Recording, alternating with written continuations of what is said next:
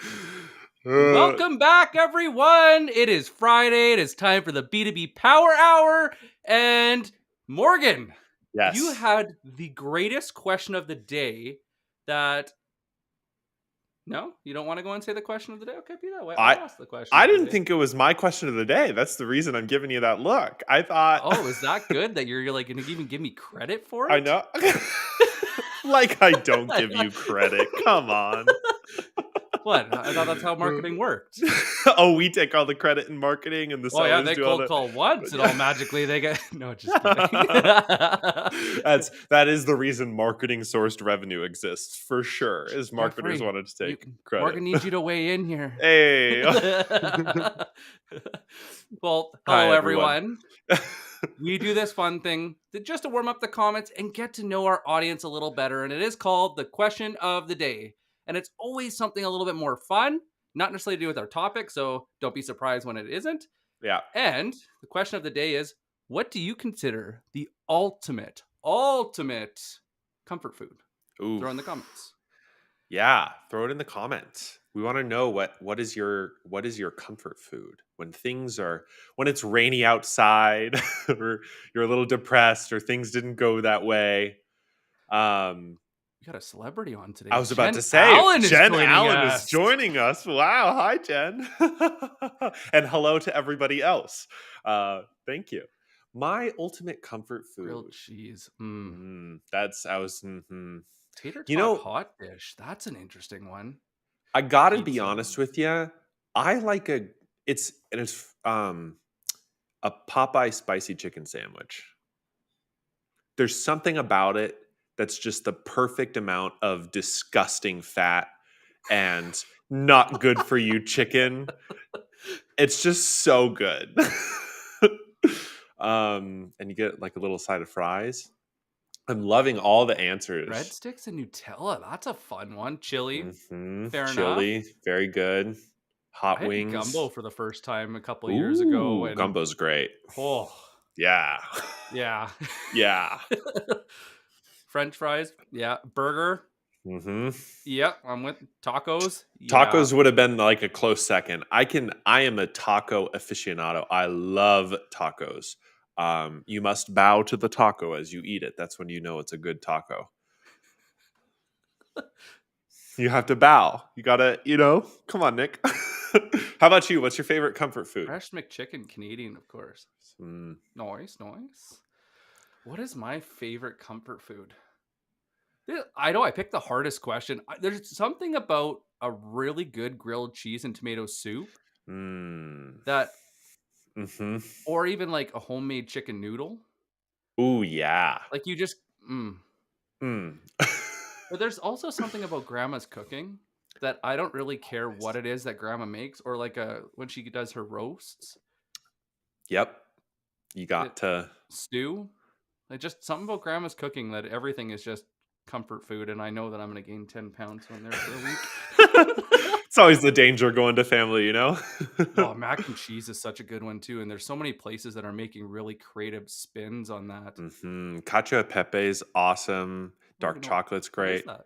It's like a mac and cheese. It's just a little simpler. Ooh, It's not a linguine noodle, but it's something like a thinner pasta with a parmesan and cracked black pepper. It's a very sort of Roman mac and cheese, is the way it's talked about. mm. There are so many good ones, and I know what I'm doing this weekend. Brittany says you got to cook the grilled cheese in a ton of butter for the comfort. Damn right. You know what's also really good? Throwing a little bit of garlic powder on the outside of it, Ooh, yeah. or Parmesan. Mm-hmm. All right. Thanks, Jeff. Today, after all this food discussion, now I'm hungry. Now I'm like, what should I get? Uh, Some today we're inbound leads, maybe? yeah. Today we're breaking down building an inbound funnel on LinkedIn, and honestly, Nick, it's really funny. Can I make an admission really quick? I think so. We do these live shows every Friday. If you're new around here, hello, welcome to the B2B Power Hour. Every Friday at this time we go live. We have lots of rotating topics, and I was looking back through our past live shows, And we've definitely done a lot on outbound. We have done a lot of outbound content. We've done direct outreach strategies. We've done booking meetings and comments. We've done all sorts of things to like get to go out into the network, to go out into the world and like book meetings, build pipeline, and all the rest of it. And that archive is available on YouTube. However, we haven't done as much inbound. And I am thrilled for today to talk through, to workshop through some strategies, plays, tactics to help build an inbound funnel on LinkedIn. But Morgan, the reason why we haven't done inbound is because it takes too long. Sure. You have a great story from this week, actually, if you Yeah, don't mind sharing. And it's a great story. So, there's a mid market account executive who's a friend of the show, and he's new in his position. And has been here in the Power Hour for a while, and then also grabbed a copy of our seller's guide and started a social selling play. And he sent me a WhatsApp message, and he said, "All right, it's day 3, so it's a little early, but I just got an inbound connection request, personalized from a VP level stakeholder at one of my target companies.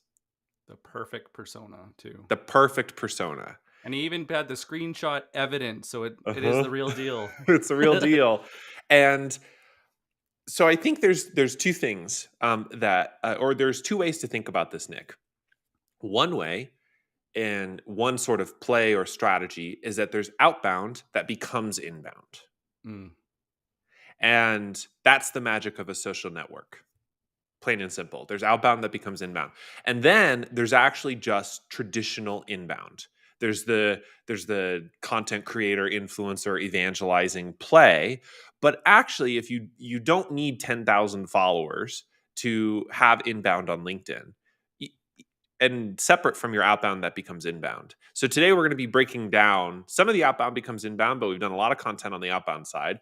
And then we're going to talk about the inbound, how to create that funnel. And I think the perfect place to start, no matter which one you're doing, is your profile. So what about your profile, Morgan? What do you look for? What Hmm. is a great profile for a seller? What does it look like? So it looks like a landing page. That is the mental Hmm. framework. It's a landing page. Now think about this. When when I started in marketing and I was a web designer, all marketing was funneling towards landing pages. You would pay for an ad that somebody would click, and then they would go to your landing page, and then you'd hire a copywriter and you write and then you'd have a call to action. And then somebody clicked the button and they would buy. And that was marketing for a long time, and it still is in some ways.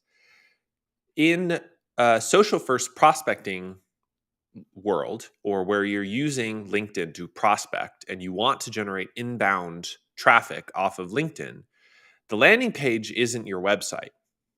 The landing page isn't even an ICP tailored thing where, on a website, it has solutions and it says solutions for sales or for marketing. It's not even that page. The landing page is your profile. And what makes a great profile is that it passed the 3-second test. Now, we've done profile reviews about this before, Nick. So, what is the 3-second test on a profile? So either you see a comment and they have this brilliant tagline, or Mhm. somebody looked at your profile and you're like, wow, maybe I'll go and like take a look. So now you land on their profile. You're like, okay. So I see their profile picture. It looks very professional. There's a big smile because a smile really increases the odds of them making you feel more approachable, happy. People like that. Made a big difference. You also have a background image that isn't astronomy or like magic mountains or the skyscrapers or like the Wolf of Wall Street. It's something that is relevant to you, something that's a Mhm. visualization of what you do. And so some people will do the social play and it'll add credibility by the brands they work with. Some people will just very clearly state what they do. Some people will go and have fun pictures and a very quick tagline. And then you also have your tagline, Mhm. and they all come together to the 3-second test. It's, do I know what you do? Are you interesting? Are you worth connecting? That's it. That's it. And we sort of think about it, and I always think about it in this way. If I land on somebody's profile in the first 3 seconds, should I scroll? Because we look at a lot of LinkedIn profiles, and I'm sure everybody joining us today has visited lots of different people, that your key stakeholders, peers, influencers, whatever. And some of them you land on and you go, eh. And others you land on and you go, oh, I want to know more. And what you want is that second reaction. Somebody lands on your profile and they scroll, right? So the combo play of your cover photo, of your profile photo, and your headline all prompt somebody to say, I want to learn more. And then they scroll and then they'll look at your featured section and your about section and your experience as well. But experience anymore from what we see with the sellers and the buyers that we interact with isn't as important as it used to be if you're using LinkedIn to sell, right? If you use LinkedIn just for jobs or you're positioning your profile to be hired, then yes, of course, recruiters will take a look at your experience section. But for today's sake, we're talking about social selling. We're thinking about how to prospect in LinkedIn land, how to generate inbound on LinkedIn land, and genuinely, people are not going to look at your experience section too much unless you prompt them to. So after passing the 3 second test, there's really only two things I think about. One is, are you telling a powerful story in your about section? And that story should be about you and the company you work for. So if you think of it like I always mess up the name of this, teeter totters, seesaws. If you think of it as like a seesaw, Same, same. same. Okay. Um, Sometimes sellers go way too hard on the asynchronous pitch, and so it's just like a NASCAR race where they have the jackets and they have all the logos on their jacket. They're sponsored, and it's just all about the company, and it's only an asynchronous pitch. That's okay, but the other side of the seesaw is about you. It's your profile. You are not your company. You're a representative of your company. You're a seller for your company, but you are not your company. So the about section should tell a story. Nick has a great story, right? Mine needs some work right now. I'll be honest. If you visit my profile and you look at my about section, it's not up to snuff. And that's fine. The cost of editing is nothing. It is only the time it takes to write. So if you're not happy with something, click edit and edit it. It's And free. and TED Talks are 18 minutes. Hmm. In those 18 minutes, the average top 10%, the ones that are getting millions and millions of views, will invest over 100 hours of practicing those 18 minutes. And every time they can get in front of people to get their opinion, they'll do it. But a lot of us sellers, the most uncomfortable thing we do is try to write about ourselves So and how true. to showcase ourselves and make sure that we're putting like our best, picture forward. And so, why don't we ask a friend? Why don't you reach out to us? Why don't you reach out to people in the comments? Right now, if you know that somebody has like a brilliant profile, throw it in the comments right now so people can see what great looks like. So that way they have a starting point. There isn't one perfect design, but reach out, ask a few people. I found that the numbers between 10 and 20, just get feedback and you will keep getting better and it'll evolve over time. That's okay. But if TED speakers, the ones that get recognized world over for really great talks that captivate minds, ideas worth spreading, isn't a profile worth spreading also worth the time to get feedback? Hmm. Something to consider. So the about section is the imperfect part of your profile. It can be changed whenever. You can add, subtract, etc. And it is uncomfortable and it takes work, takes practice. That's 100% okay.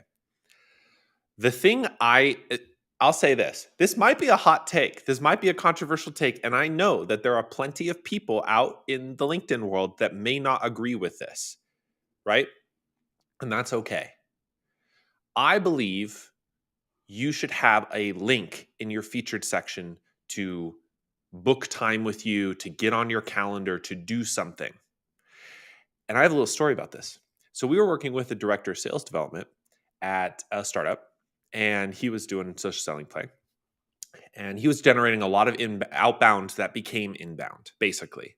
which we'll talk about in a second. He was using a lot of plays that went out into the LinkedIn world, and by building in public, he generated a lot of interest back to his profile. And what happened was he got a lot of messages that said, "I'd love to get some time on your calendar." And that was great. That was super rewarding. So I said, you should try just putting a calendar booking link on your profile, because a lot of times people may not message you or want to message you to get time. And so you're putting up this obstacle in their way. This is the theory, at least, in order to get on your calendar as an inbound lead. Because if you go to a site and you're using something like a Chili Piper or a Calendly or something, lots and lots of buyers can go to your website and click book a demo or get on a call or whatever and immediately schedule it. And so if your profile is your modern landing page, you might as well have that on your profile, right? So he did it. And not a week later, he got so many calendar booking links from people who never messaged him, but just had seen his content and went to his profile. So they became a profile viewer and then clicked the link and got on his calendar. So we're making it a seamless experience. So if you don't have like a, get on my calendar sort of link on your profile page, you're creating an obstacle for your buyers to become inbound leads. And these forums have gotten so much better, Oh, they're because so much now better. you can take them through an experience of like, are you this? Are you this? If you're this, maybe I'm not the right fit. And you can design this also nicely that it saves everyone time, but it starts the experience even when you're not working, which is a big part of doing this. Is sales is layers of conversation. And anytime you can start adding an experience that starts adding value to build a better conversation, why not? Why Think of it not? too. It's in their best interest, because if you ask a few questions like, hey, you don't have to answer these, but if you do, it'll save us 10 to 15 minutes, and our meeting will be more laser focused for you. Exactly. It just makes the buying experience so much easier. And so if you think about your profile as a landing page, what's the call to action you want your buyers to take? Well, obviously, you want them to book some time with you. Okay? And sure, if you think from this from a let's just, back up, sales management perspective, are you going to get unqualified leads booking time with you? Maybe. Depends upon how you're doing your inbound strategy, which leads us to after the profiles. By the way, actually, really quick, Nick, I see a lot of comments today about people wanting their profile reviewed. Do you think we should do that next week? Ooh, we've been asked to go and do another profile review extravaganza. It would be number 3. It would be. So if you guys could Mhm. shoot us a DM, and then also write in the comments, we want another profile review show, Yeah, and connect we'll with do it. us. Yep. And then we'll go and pick our 20. I think we can probably do 20-ish, something like that. It'll be a sprint. But throw it in the comments. Let us know that's what you guys want. Hmm. Profile review show, please. And we'll Yep. make sure it happens. And then I volunteer as tribute, and we'll start picking names. Sounds great. So, Nick, coming to one of your favorite plays of all time, outbound that becomes inbound. How the hell do you do that? How do you go out into LinkedIn and do outbound prospecting, quote unquote? You got a list of names, you got your target ICPs, your leads, your account, etc., and then have them come back to you as an inbound lead. How do you do that? You got to start with the buyer in mind. So your profile's set, but you're like, what types of conversations do I want to be having? Well, the best conversations to have are about relevant topics.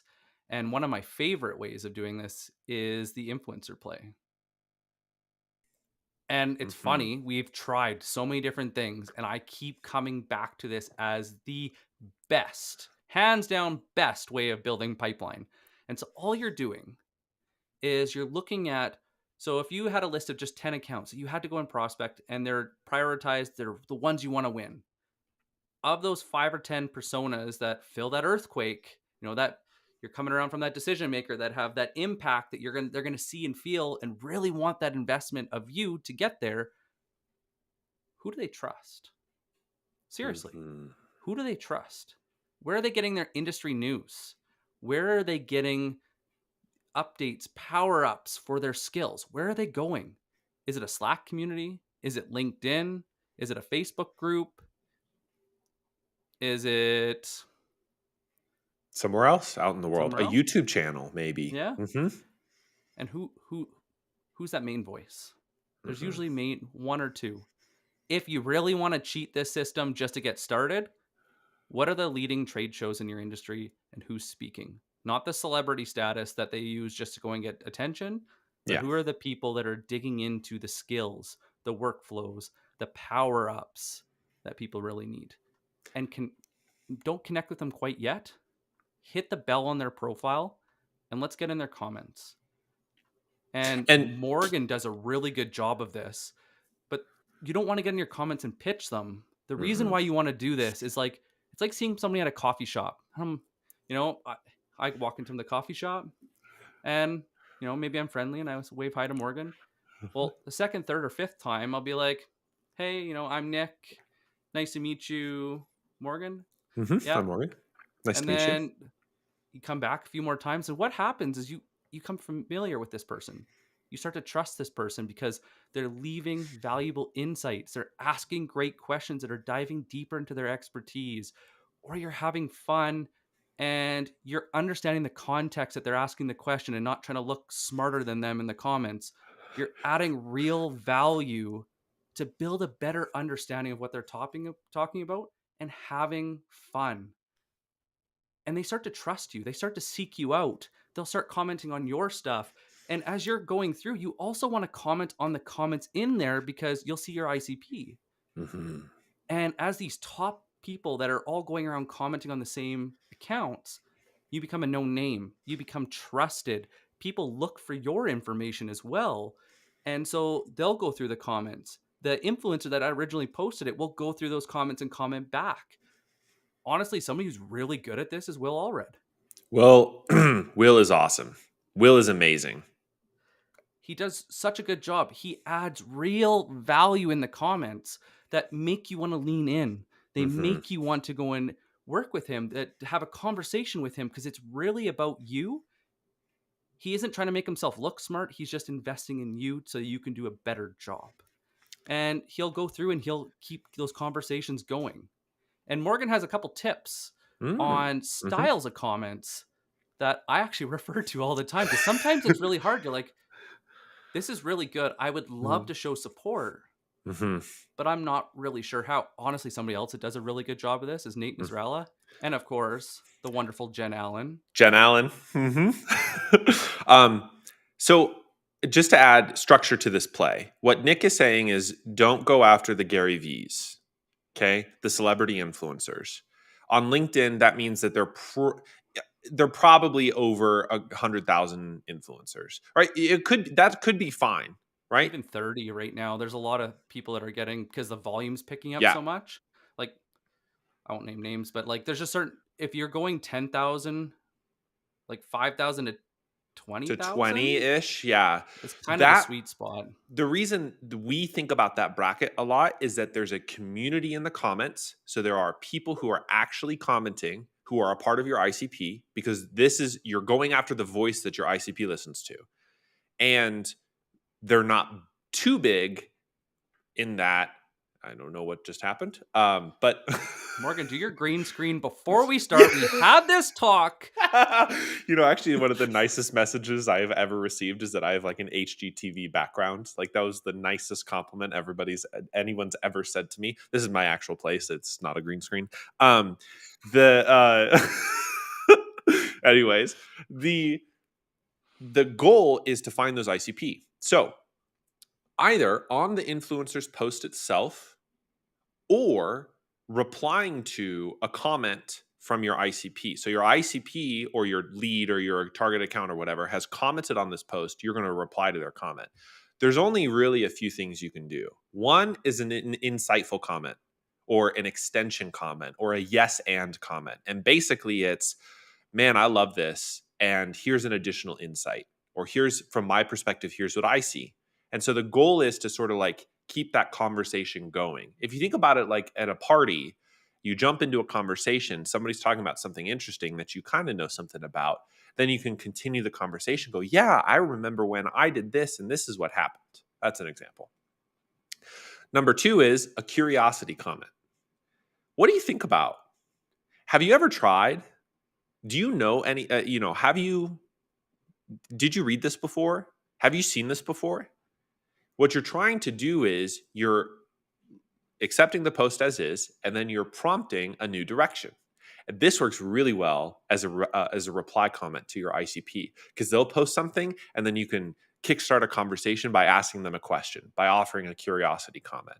And the key thing about the curiosity thing, it's not fake. People can smell the BS a mile away. All right. If you're asking fake questions or you're only wanting to get their attention, they're going to sniff it out. So, what you'll want to do is to offer a genuine question. A third one is a joke. This is harder to nail. I've noticed Nick and I struggle sometimes with nailing our tone, where we say something that's supposed to be humorous that if you heard us on a live show, you would realize is funny. But when we write it down, it doesn't sound funny. So emojis LinkedIn are needs your a best Giphy friend. keyboard in the comments. LinkedIn, if you're listening, I've said this 1,000 times. I've told you guys, please, we want a Giphy keyboard. Mm-hmm. Everyone I've talked to agrees. Yep. It should be a thing. Should be a thing. But the joke comment, I've done joke comments a lot, and it gets attention because it's a pattern disrupt. Because if you think about people hearing this advice, they're going to hear, and a lot of people offer this advice, offer something useful in the comments, offer something of value, ask a question. And so a lot of the comments are going to be value extenders, questions, etc. But what if you could jump in there with a joke or something interesting? I've made many jokes about ICPs and like the problems of brand personas and all the rest of it. And I the the last thing, which works really well, not when you're in your first week, but once you've hit maybe like week 4 or 5 and you have some peers and some people who you're interacting with, tag in a friend. That's comment number 4. Now, tagging a Tag friend can team go, approach. the tag team comment you don't want to abuse, okay? And especially if somebody's like Nick and I tag team all the time because we work together, and that works really well for our dynamic. But if you're tagging in somebody who isn't a part of your team or who you just know through LinkedIn, obviously this is a privilege you shouldn't abuse because people will stop paying attention to it. So the tag team is one of two things. One is tagging in somebody to see something and then adding on a curiosity, a value extender, or a joke. So you're sort of extending the conversation. Or tag team, as in you're tagging in somebody and asking them what they think about this comment, what they think about this approach, help adding them into the conversation, sort of like grabbing them around at a party and go, hey, you should listen to this. Or what do you think about this? So those are 4 different options. Um, I'll say at this point in time, if you want just if you've been taking notes, it's wonderful. But if you want the already note taken version of this, you can just go to b2bpowerhour.com, and on the homepage we put together a guide, like it's just a free guide that you can get with all of these things written out about how to do this with comments. So you can go check that out whenever you Okay, want. Morgan. It's Yes. story time. Oh, it's story So time. Okay. you're scrolling through feed Hmm. and you see Jen Allen pop up, and she's got this brilliant. It stops the scroll immediately, and you're like, interesting. What is Jen talking about? And she starts telling you this really emotional, really intelligent story that really reframes the way you think about something. And you're like, wow, that's amazing. So you leave this comment. Well, shortly after you leave this brilliant comment, you start getting comments back. What is the first thing you're going to do? Well, if somebody gives you a really insightful comment back or asks a really thought-provoking question, is it worth your time to respond? Well, most people, that's how I look at it. And so what do you do, Morgan? What is the first thing you do before you respond sometimes? What, Nick? I'm interested to hear what you do. You look at their profile. Hmm. And so it adds context and credibility to who that person is. And so this is how it always keeps tying back. And that's what you want to do is you want to be, as somebody had said it further up, but Liam, be genuine and not thirsty. And so it's like, just be really genuine how you show up, but no, this is how people mentally go through, because they don't. There's so much spam and there's so much crap out there. They just want Mhm. to know that you're a good source, that you're a genuine person, and there's not an ulterior motive to doing what you're doing. Right? You're not going to just go and get them interested and then wham, hit them with a pitch slap right after. And Yep. so this is how they naturally go through things. This is why, especially your profile picture and your tagline really matter, because it helps people categorize you. Mhm. How can I compare you? Are you someone that can help me? And so it makes a huge difference. And you want, just like profiles, get feedback, try a lot of things. I have failed my tagline so many times, and now I have people that'll tell me, they're like, you should really change your tagline. It's not that great. I'm like, perfect. Thank you very Perfect. much. How would you write it? And Mhm. so always be open to feedback. But this is how this play rolls out, is that's how people go through it. Well, what happens if that comment is so good and it's outside of the realm of those 30 seconds that it takes to respond? Because it's commenting is just like a text message for the most part. They'll go to your profile Yep. and they'll book a meeting, or they'll send you a connection request, sometimes with a question back. And Mhm. this is how conversations spur from that. This is also Mhm. why it's really good every day to go into your profile and see who viewed your profile and connect with them, because they'll see that they found your profile from feed. If they Mhm. found it from feed, that means that they were looking at your content, most Mhm. likely, or the comments that you posted. It's a really good sign to reach out to them. And you can even ask them, like, hey, I saw you found me from the feed. Did you catch one of my comments or content? Happy to keep the conversation going. Mhm. This is can I also just note something really quick? Um, yeah, okay, not allowed. For our future audio listeners, Nick was shaking his head like, no, no, no, Morgan's not allowed to note anything. So, I've seen this play sort of circulate, and there's lots of different sequences to this. So, I see this play a lot, and I see this. There's the agogi sequence, I think, from Sam. Who's that Sam outreach? Nielsen? Sam Nelson, yeah. Nelson, yes. And then there's another play I saw recently from somebody at Sales Loft, and I said, there's all this sort of stuff.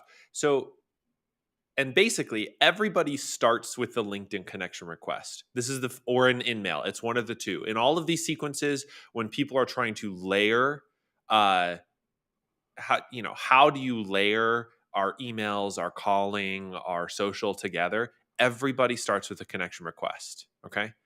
And what I would encourage you to think about is, if your profile, if your ICP is active, as we've assumed so far, and they're commenting or they're engaging with posts, start with a comment. That's how outbound becomes inbound. Okay. And if you think about this, and we've experienced this a lot. Zoe Hartsfeld said on a live show we hosted a couple months ago, she had said that your conversations in public earn engagement in private. So it's not just about responding directly to your ICP. Such a good quote, too. Is like, Such a good quote. Um, yes. so the point is that 90% of LinkedIn profiles are lurkers or some number like that. And what that means is they're scrolling, they're reading the comments, but they're not necessarily engaging. So what happens is they you don't see that they saw your comment until they visited your profile. And all of your commenting, this is how outbound becomes inbound. All of your commenting isn't just about your direct ICP, your direct account, your direct lead.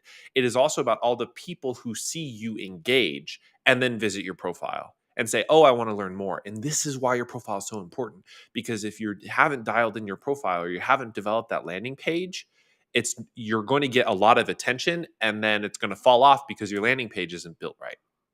Let's just snag this one question from Rodwan. Does anyone know how to have that book a meeting profile or book a meeting button on their profile? Nick? Me. Yeah, he does. It's underneath your featured section. You would add a link in Oh. your featured section. So I was going to pull this up to go and tag both these. Where on my profile would I insert my Calendly link inviting visitors to book a conversation with me? Hmm. And it's in your featured link. So under featured, and it asks you what type, there'll be a link. You Mhm. throw your Calendly link in there. Audit this. It's Yes. so easy to have an oops. We haven't, never. You No, and it's I never make a happened. mistake? No. But but like if you're doing somebody internally, just ask them when they book their next meeting with you, just to give it a try. Mhm. And then get feedback of like, hey, what could I add to this to make it better? But featured, add your Calendly link, and then start thinking about that process of like, what questions should you add, or that type, that value add automation. Just something to Mhm. consider. So, let's, let's talk about something a little about the lurkers. I wanna jump into the lurkers because this is a little larger of a conversation. And there's so we've talked at sort of at a high-ish level, and we've talked about this on a lot of power hours about outbound that becomes inbound, mostly through commenting. And then the question is, and we hear this all the time from sales development directors we work with, from sellers, account executives. Okay, great. That's low hanging fruit. These accounts are active. What about all of my other ICP or account executives who aren't active? And I just said account executives because that's part of our ICP, but ICP, whoever you're targeting. The reality is that there's two ways to get to them, and they're sort of combined. Okay. One play I like to call connecting content. And the other play is sort of a connect with a spear. And a spear is a formulation Justin Michaels popularized a while ago. And the connect in because it's actually pretty much like outbound. It's not really inbound. And what you're doing on a connect and spear is that you're formulating a highly personalized, direct, and um, results or like direct call to action connection request that is trying to prompt an immediate response based on the assumption that today is the right time that they need to buy from you for many different reasons. And it's an art form, and it's a Prospecting just in the nick of time. it's probably hey, just in the nick of time. Um, we've talked about this a lot on direct outreach strategies, and it's not a connect and pitch in the sense of like a blank connection request or a personalized connection request and then a follow up and trying to pitch them. You're literally just trying to outreach and say, "Hey, I saw observation. Most companies in this position experience insight, and then we help blah blah blah blah blah." So it's like a really short, highly intentional, usually above the power line VP CEO sorts of things to get their attention. um but that's all outbound, and I don't think I mean, do you want to add any color to that, Nick? Because I was thinking of just jumping into inbound. Well, I was thinking let's talk comments, the Yeah. comments on the problems that are already happening, and then let's talk about how it validates content. Guys, this is your show. Get in the comments. Let If us you know when it hmm comes to inbound and building this funnel. What do you guys need to know? hmm What are you have always been wondering about? I see people asking about taglines. Keep throwing it in there, and we will make sure it gets covered today. yep. But going on about the lurkers. The The, lurkers. the lurkers trust who they trust. Hmm. So the lurkers on that influencer strategy, most of the time, if it's someone they know, they'll see it because it pops up in their feed. The other thing is, we've all been to high school Yep. and we know that people love to complain. Hmm. People also will be vulnerable on social and in these digital communities because they just don't know. And it's really tough to find these conversations at scale, but it's a lot easier than trying to think of good content. And so, what are things that people say that show that they're struggling with something that you can help with? I really hate cold calling. Wonder why they hate cold calling. Is it because fill Hmm. that blank? Can't Fill get the that right blank. ad spend, or man, Google Ads is so expensive now, or yeah, we're having talent retention issues, or we just laid off. Like what the way that they're going to write it is really important. But think about it. They're going to say it to a peer. Hmm. Think of it like nobody's going to say, "Hey, Morgan, Dash, I'm experiencing a strategic fatal error in my outreach sequence of like it's not how they're gonna write. They don't write like marketers. Mm-mm. Nobody writes like marketers in real life. But Sorry to all just the teasing, marketers in chat. guys. No, no, no, no. Just because I love teasing Morgan. I know, I know, but I know. but it's just a casual conversation. Hey, buddy, like I'm spending so much time on prospecting, Yeah. and I feel like I'm just wasting. I need to spend more time on just doing outbound. Yep. That could be a conversation. Hey, what are you doing to make your cold calls work? How are you booking meetings right now? Oh, it really frustrates me trying to figure out how to use Sales Nav. Nobody can teach me how to go and use it. And then they're like, these are the things that people are going to write in posts, but it won't be explicit. Sometimes it'll be implied. They'll be talking about an issue that they're experiencing in their workflow, or they're just venting. Hmm. That is a perfect opportunity to come in as a trusted voice to add clarity and just have a conversation.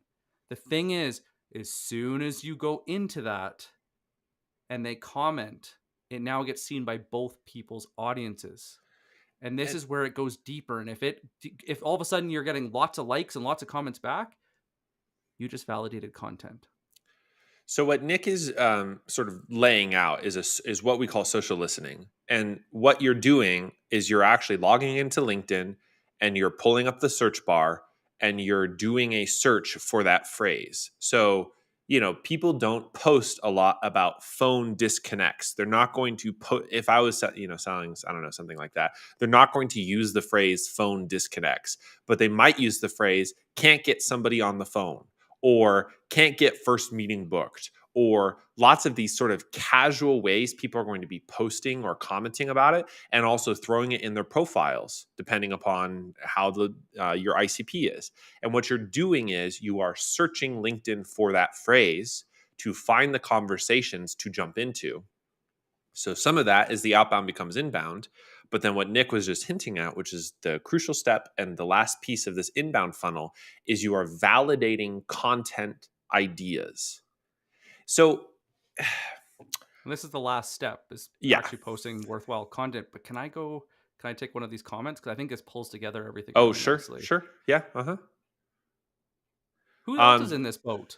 so Thaisa asks, when I funnel, I think of ClickFunnel. Should I have my sales page link in the space where you can enter your website under my tagline, which is this new little feature on your profile? You can add a link at the very top of your profile. This is a great conversation. This is a Mhm. discussion that I think we should have right now. Morgan, would you like to start, or do you want me to tee it up? You're welcome to. So when you think of ClickFunnel, you think top, middle, Hmm. bottom. To me, that's content, comments, DMs. Is how I mentally go through it from the marketing side when I'm using social selling. And then that bottom piece is when we go from discovery and we start doing either I don't know, in Challenger we call it the meet a we, but it's like think about when you want to book that meeting and where that bottom point is where you're transitioning to in pipeline. And Hmm. so my content is my top of funnel. It's getting their interest. And I actually make that bottom, that meeting, just the meeting link, because they followed my content. And so it just depends on how you set up your profile. If you're taking everything out of your ClickFunnel and putting Hmm. it into your profile, then it acts in the same way. The thing is, it's very rare that somebody sees one post. Right. There is no one mythical post. There isn't one mythical closing line. There isn't one mythical question that just cracks the door wide open, or else there'd be a lot of really rich people and not many other people selling. It's a number of posts. Some people say it's up as 20, 30, 50. We know sometimes companies will take 3 to 6 months of watching the show to go and contact us. And so design it with the buyer's journey in mind, from the content to your profile, Hmm. and then think about like DMs, or if it's going to be into a meeting, and design that first, thinking about who needs to know I exist in this company and what do they need to know before they'll book a meeting with me. Yeah, I mean, there's definitely sort of, I mean, what Nick is pointing to is like figuring out what your buyers need when they land on your profile.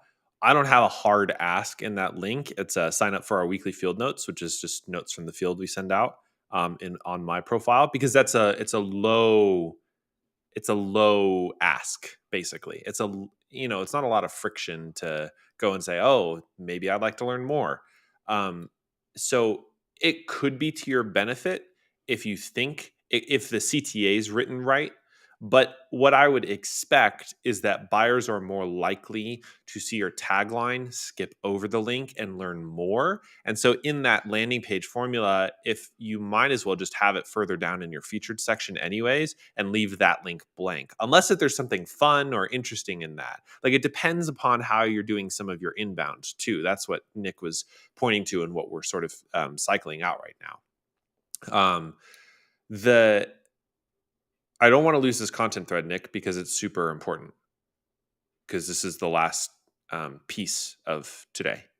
And then I see more questions and we'll get to it. So I'll be brief.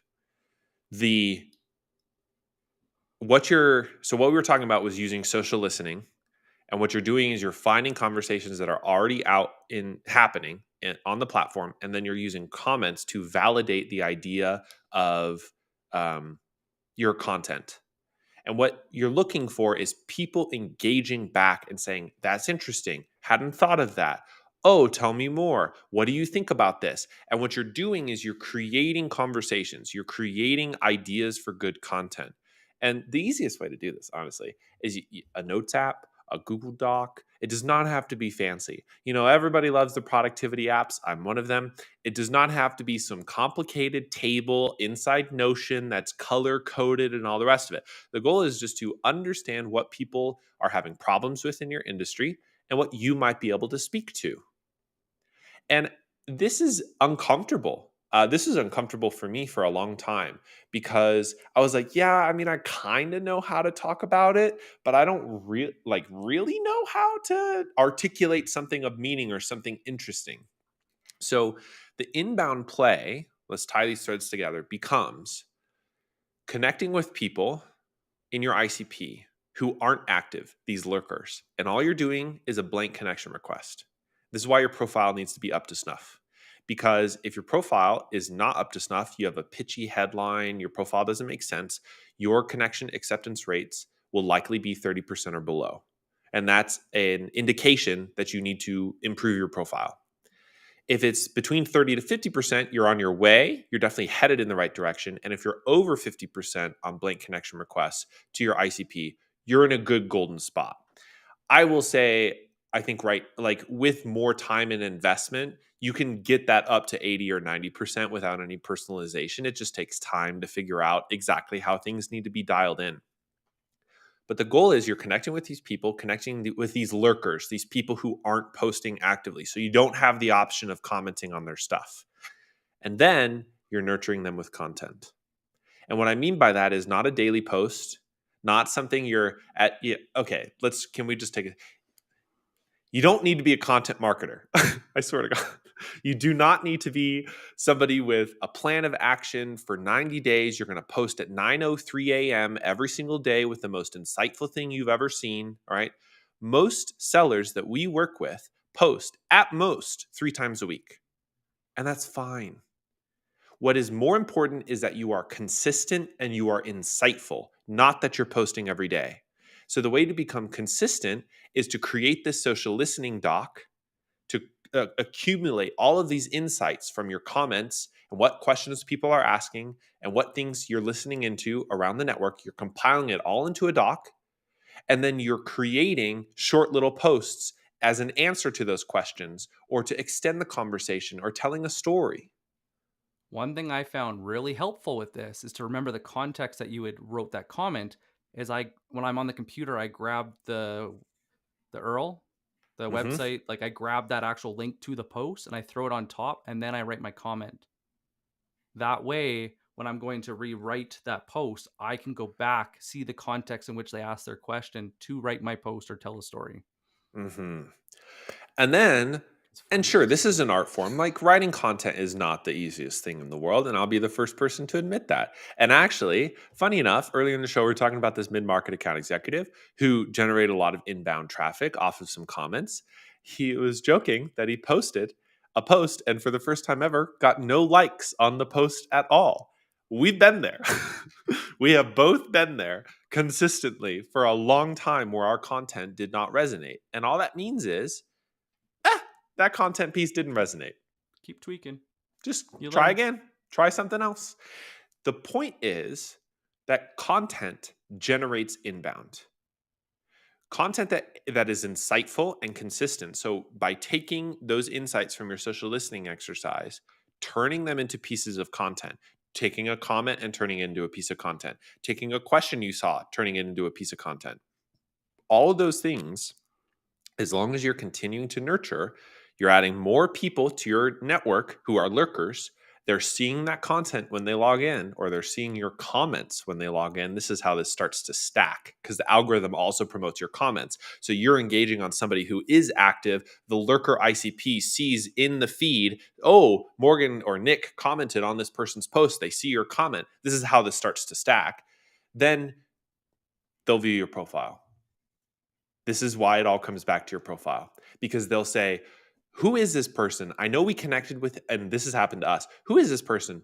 I know we connected a little bit ago, and they continue to share good stuff. Or like, yeah, this is exactly what I was thinking. Or, oh, that's really interesting. And they go to your profile, and then what do you want to have happen? Well, you either want them to book some time with you, they want to DM you, they, et cetera, et cetera. And then you're able to generate inbound leads off of your commenting, which is outbound that becomes inbound, and your content, which is generating inbound, all back to your profile. Content is the new nurture sequence. Mm-hmm.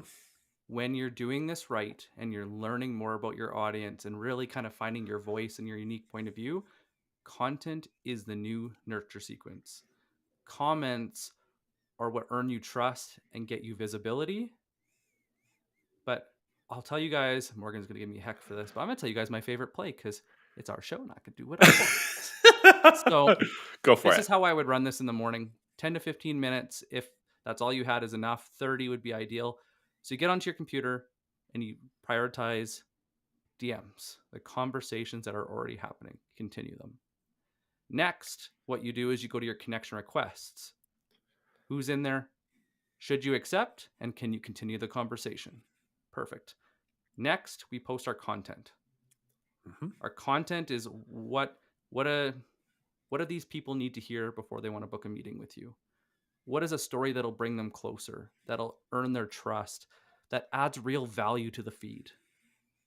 Next is you do your comments. And so you go out and you're doing your comments, your influencer and your social listening. And remember, you don't have to do it forever. Just give yourself a little bit of time, do it for a bit, move on.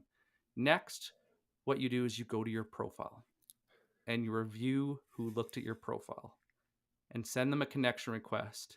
You can either guess at why Mm-hmm.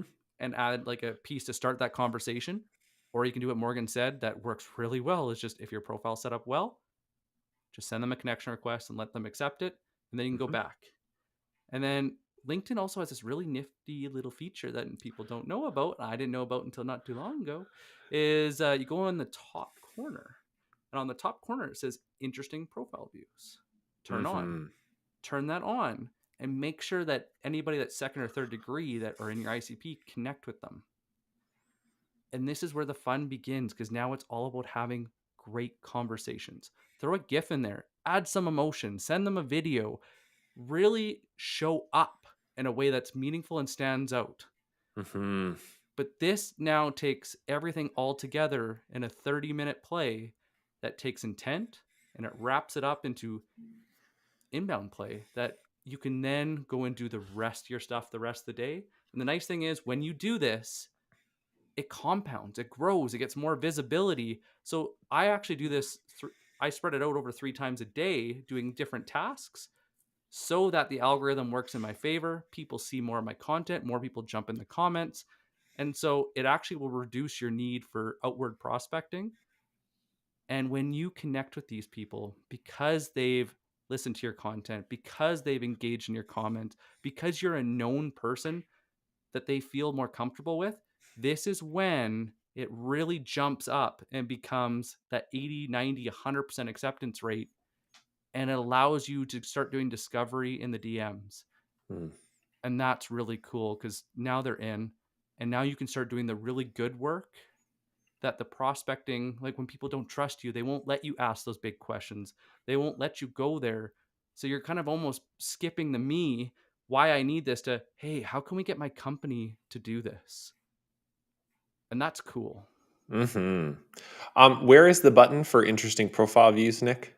So when you if you go into your guys' profile right now and scroll over, I could pull it up and go and show everybody. Should I just do that? Sure, if you would like. Sure.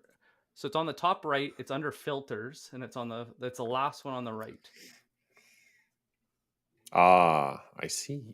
If you want to share your screen, we can go for it. I I just see, I got it. see. Go for it. So I can. let's see if this thing will be nice to me and actually show the tab in a good size.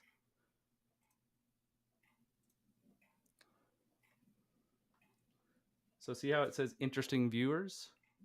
And if you don't have that, you should click all filters first because I didn't. So just click all filters, Nick, really quick. And then on the lower right hand side, it says interesting viewers on or off. And so what it'll do is, like, right now I have just over 3,000 profile views, but as soon as I click this, it'll be only the interesting ones that'll pop up. So it could be companies that I'm following, it could be people that are in seniority. The best ones are when you get people that found you through LinkedIn search, because that's an Hmm. intent trigger that they were seeking you out. Always respond to those people. But see how it went down to 222? Hmm. That's a nice clean list for you to start working. Hmm. Um, Simon or Simone, I apologize, had asked had said the hardest thing creating content has been to place my company and how we can solve the problems without pitching. This is such a common problem, and this is a very common question. So know that this is not we struggle with this too. Actually, what it comes back to is a point of view. And this is what differentiates everybody who has great content from people who are just creating content to pitch. And the point of view is about what you believe or what your company's perspective is happening in the industry and why that is important to your buyers. So if you take like a big marketing name like Chris Walker, Chris Walker's content works not because he talks about marketing attribution or not because he talks about demand generation. Sure, he has a lot of content on demand generation and how to do it and what to look for and what metrics. But it always comes back to a point of view that he is articulating about why marketers should care about the things he's talking about, which is dark social, right? That buyers don't buy the same way they did a decade ago. And we need to change our methods so that we have a different strategy and different tactics as marketers. Same thing in your industry. What has changed or what is changing that your buyers need to know? That comes back to your point of view. And if your company hasn't articulated that point of view, that it's harder to nail as an individual seller, but it is continually experimenting with what do our buyers need to know before they buy?